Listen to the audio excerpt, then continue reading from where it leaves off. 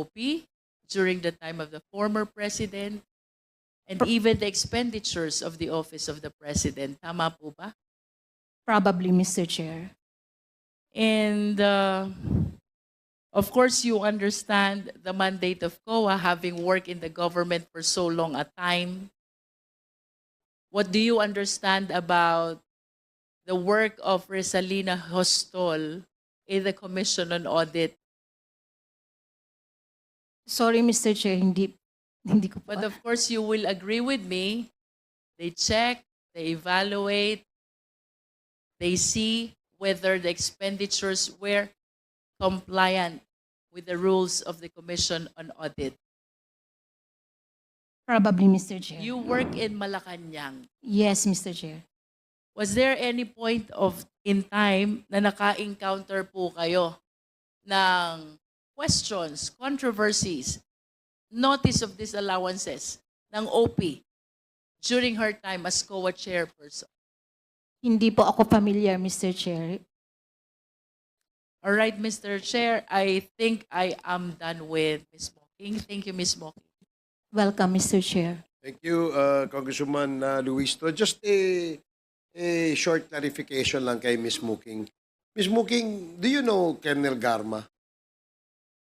Professionally, Mr. Chair, yes. And why do you say professionally? Anong difference nun sa sa trabaho lang kayo nagkikita? Yes, Mr. Chair. So that's what professionally means. Yes, Mr. Chair. Okay, but outside of the profession, hindi ba kayo nagkakasama, nagkakakwentuhan? Never, Mr. Chair. Never. So, how did you know si Colonel Garma? Si Colonel Garma lang po ang precinct commander sa Davao City na babae. So, that's hindi, why, so kilala talaga siya.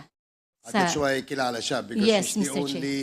Girl among the precinct, the 12 precinct commanders of Davao City. Okay. So, ano, more or less, mga ilang taon na kayo magkakilala ni Colonel Garma?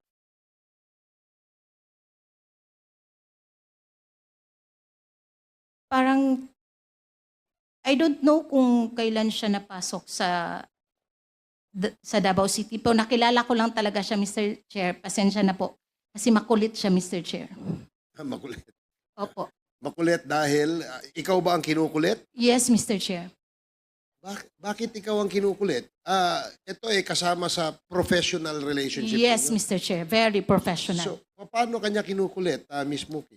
Meron kasing request, as I have mentioned earlier, yung mga precinct commander para sa support from the city government of Davao. Tapos, one of those requests is care of kay Colonel Garma, which is the repair of her office. And kasi po, di ba po, meron naman pong process ang government pag meron kang request. So you have to go through po yung sa general services, meron pa po yung purchase order, purchase request. Kinikulit niya po kami doon sa mga aircon niya na request, mga TV, and other supplies. So kaya namin siya kilala, Mr. Chair. So in relation to her, parang financial request yan, di ba? Funding request. No, not funding, Mr. Chair, but office equipment and office supplies. Yeah, but she requests your office to provide her with funds to purchase No, item. It's an equipment. so yung item No, kayo, no cash, no so funds. kayo bumibili and then you provide them with the items.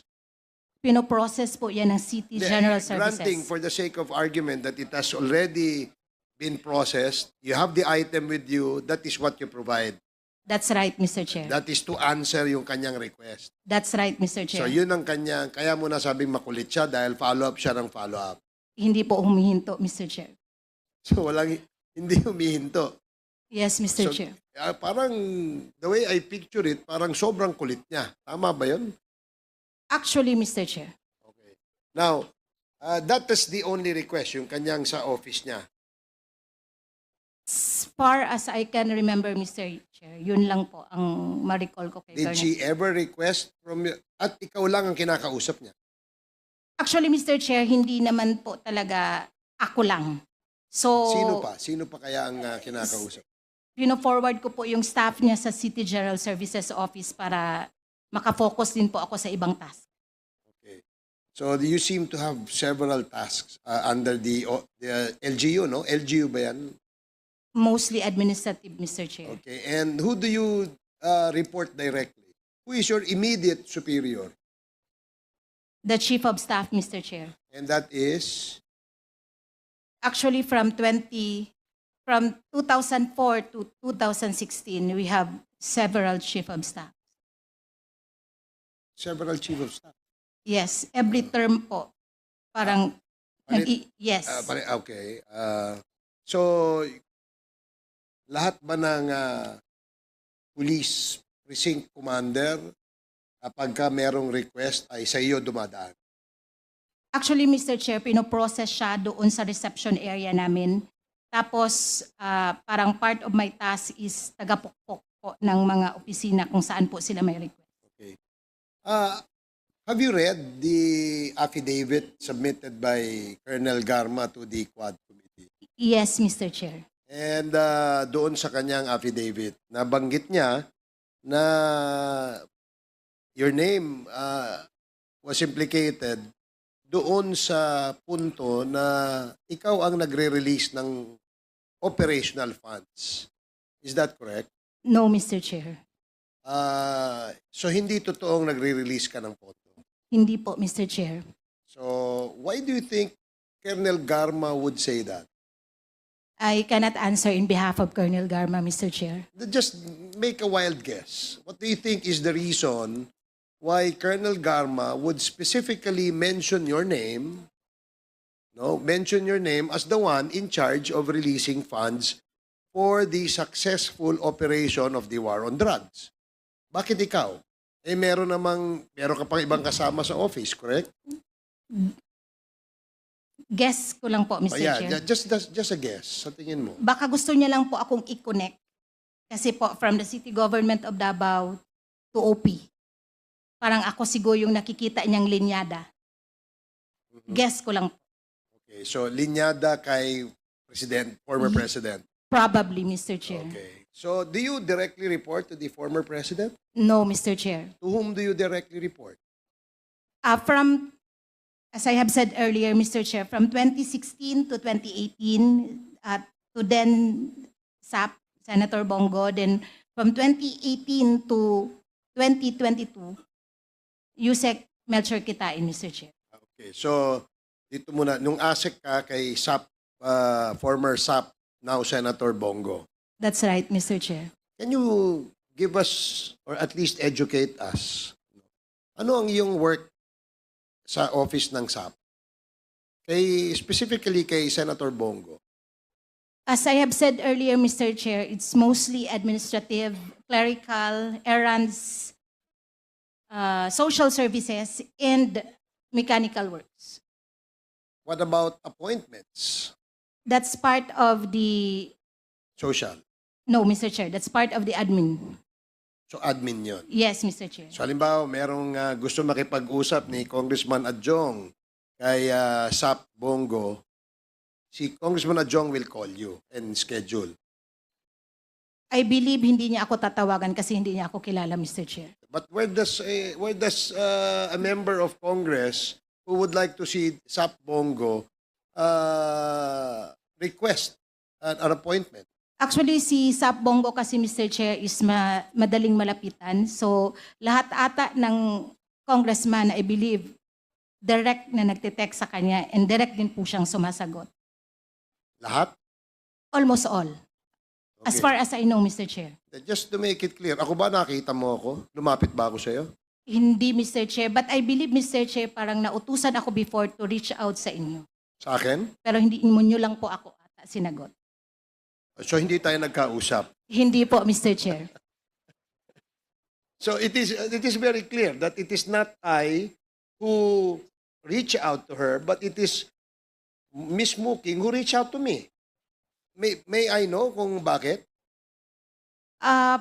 Para ata yung i-clarify yung parang may request sa office, Mr. Chair. Ang gusto lang namin mostly kasi, Mr. Chair, pag may pumapasok na request sa office, gina-clarify po talaga namin kung what's your priority among your requests. you mean request na mga projects? Part of it, Mr. Chair. You know, I've been in Congress for more than 20 years, and I don't remember requesting from your office any project. Just for the record, Mr. Chair, Muki. I did not specifically say that it is a project, but probably because I really cannot recall anymore.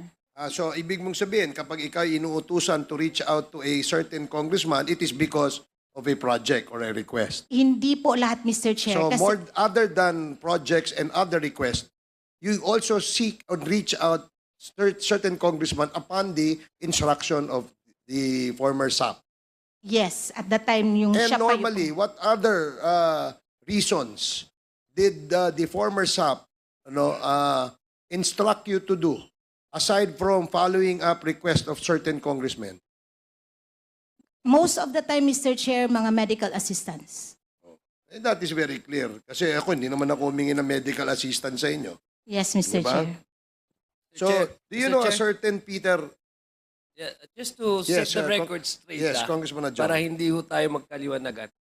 You mean to say, Congressman, during the presidency of Digong, the former President Duterte, the Yes po. request, when you were in Malacanang. Yes, Mr. Okay, Chair. just to set the record straight, because we're talking about now the 19th Congress. Have I ever called you?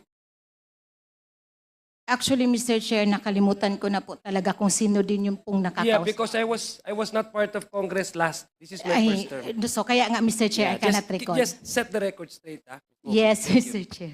Mr. Chair, short interjection lang din po kay Miss Smoking. Oh, sige, okay. You have 2 minutes. Thank you, Mr. Chair. Kasi natanong po kanina, dahil nga napangalanan po si Miss Smoking sa affidavit ni Colonel Garma na meron daw alias Smoking na taga-disburse ng rewards under the drug war at ito po ay dinedeny ni Miss Smoking. To confirm, tama po ba? Yes, Mr. Chair. Yeah. Kaso Mr. Chair, kung dinedenay po ang nasa affidavit ni Colonel Garma, pero aside po kasi kay Colonel Garma, mismo si former President Rodrigo Duterte ay meron pong pinangalan ng alias Smoking din, both sa Senado tsaka maging dito sa Quadcom, Mr. Chair, based sa questions ng mga mababatas natin in both chambers. So, Mr. Chair, ngayon po itatanong ko, based naman sa sinabi ng dating Pangulo, in-insist pa rin po ba ni Ms. Smoking na wala siyang dinidisburse na pera in relation to the drug war? Wala po, Mr. Chair. Kahit po operational expenses para sa mga pulis na nagpatubad ng drug war? Wala po talaga, Mr. Chair. Or rewards sa mga napapatay with varying degrees? Wala rin pong nilalabas na pera? Wala po talaga, Mr. Chair. Kung ganun, Mr. Chair, then given na merong directly contradicting na mga sinasabi under oath, on one hand, yung sinabi ni Colonel Garma at ni dating Pangulong Rodrigo Duterte, and on the other hand, si Ms. Smoking, then Mr. Chair, merong at least isa dun sa mga tao na iyon who are lying under oath. And that demands further inquiry and questioning by legislators. Yun lang, Mr. Chair. Thank you. Okay, thank you for asking my question, Congressman Manuel. But before we continue, maybe I'd like to say that yung ating pong mga bisita ay you are now excused, Nanay and Mrs. Asuncion. And sana po sa susunod na Quadcom hearing ay makadalo pa rin kayo. Okay, maraming salamat po. Pasensya na po kayo. Inabot po tayo ng... and of course, Dr. Actually, I have questions to Dr. Raquel Fortun, but if you're already tired, okay. Thank you, ma'am. Thank you. Mukhang sanay si Dr. Fortune sa puyatan eh. So, as I was saying earlier, Miss Muking, do you know a certain Peter Parungo? No, Mr. Chair. So you don't know Peter Parungo? No, Mr. Chair. Kasi sa affidavit ni Colonel Garma, nabasa mo naman siguro, na binanggit niya na si Peter Parungo, as she termed it, no, is the striker ng CIDG. I don't know what a striker